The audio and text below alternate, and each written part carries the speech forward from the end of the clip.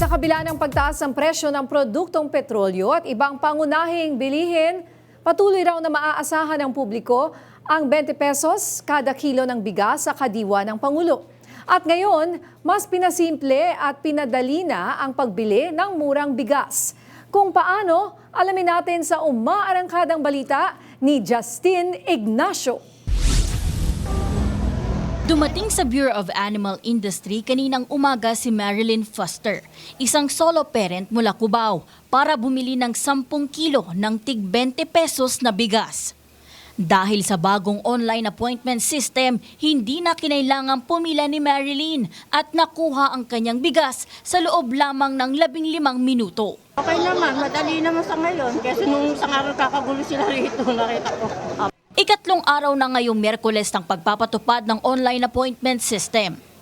Kahapon, sinabi ni Department of Agriculture Assistant Secretary at Spokesperson Arnel de Mesa sa Arangkada Balita na nagsimula ang appointment system para maisaayos ang dinadagsa at humahabang pila noon sa pagbili nito. Bago nag-March, dito pa tayo sa DA, sa EDC, 200 ang ating slots available kada araw. Tapos biglang dumami. So itinaas natin yan ng 500 hanggang sa dumami ang pila hanggang 1,000. Madali na pa dito kasi pag online, pag doon ang haba ng pila, ilang oras ka maghintay. Para sa mga nakapagrehistro online, dito sa lamesang ito ang Step 1 kung saan kailangan nyong ipakita ang inyong ID para ma-verify kung kayo ba ay talagang nakaschedule sa appointment system. At pagkatapos niyan ay bibigyan kayo ng queue number. Ang queue number naman na ito ay kailangan nyong ibigay sa mga encoders sa Step 2.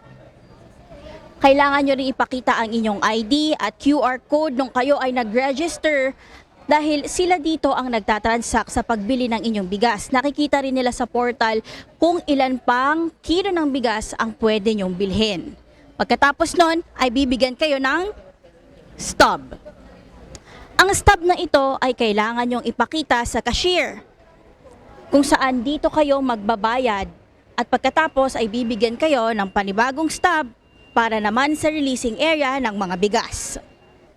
Ang stub naman na ito ay ibibigay nyo sa releasing area para makuha ang inyong 10 kilo na bigas o depende yan kung ilang kilo ang bibilhin nyo.